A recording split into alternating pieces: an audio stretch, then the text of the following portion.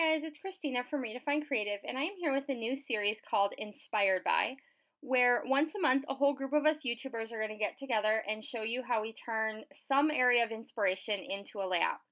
And so today we are inspired by other hobbies or crafts, and my inspiration is going to be quilting. So you saw a couple examples there in the beginning of how I take some pictures I found on Pinterest of different quilt designs and turn them into a layout.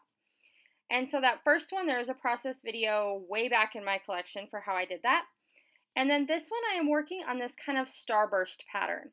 So I have taken this Martha Stewart punch that I just recently picked up at Tuesday Morning for $3. Such a deal. And I've used it to recreate that exact same pattern and idea that was found in that quilt.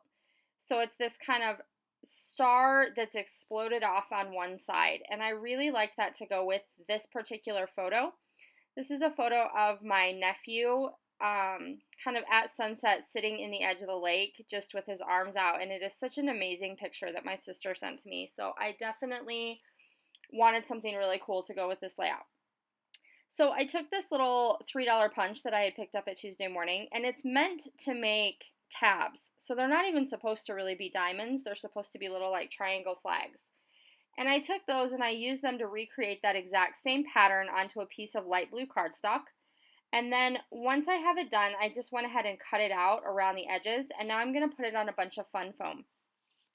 So this is one of those layouts where I don't like it.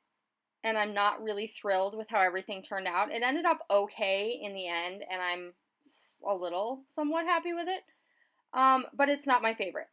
This part of it, though, I love, and the way this quilt translated into a layout, I love that too.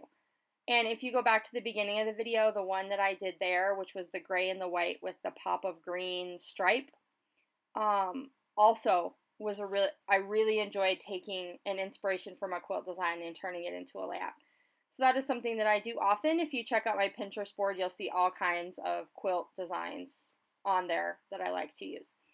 So what I am doing is I grabbed some of the Pink Fresh Dream On collection because I knew there was this chipboard, layered chipboard sticker that had a bird on it that said Take Flight.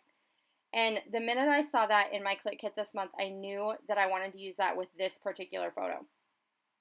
So what I'm doing at the moment is making a huge, disastrous mess. And so, like I said, this is not my favorite layout. So even those of us who create on YouTube have layouts where we struggle and struggle and struggle. So I'm going to try adding in little hearts. So the idea of this is that my quilt base down there on the bottom is exploding up diagonally. For some reason, I don't know, I added the puffy hearts thinking that was going to make it better, and it did not. And so I am going to end up here in a second taking this entire layout apart and starting all over again. And I left this part in because I want you to see that even us YouTubers do that. We create something, we freak out, we don't like it, we change it, we modify. It happens to everybody, and it's okay. So it's okay to completely stop and be like, you know what, this is totally not working for me. So what I went ahead and did instead is I created this little area of embellishment up in the top hand corner that matches some of the embellishments that I'm adding around my photo. So I'm adding in some of those puffy sticker little vines by each of my kind of embellishment clusters. And then I've also added in that title down off the bottom of my quilt design that says you can do amazing things. And here I am just adding some little stickers to say with brave wings underneath that little bird. And I've got a few of my puffy stickers. And as you can see, I went back and added just a few of those triangles going off diagonally. And then I also ended up taking my photo box and moving it down quite a bit.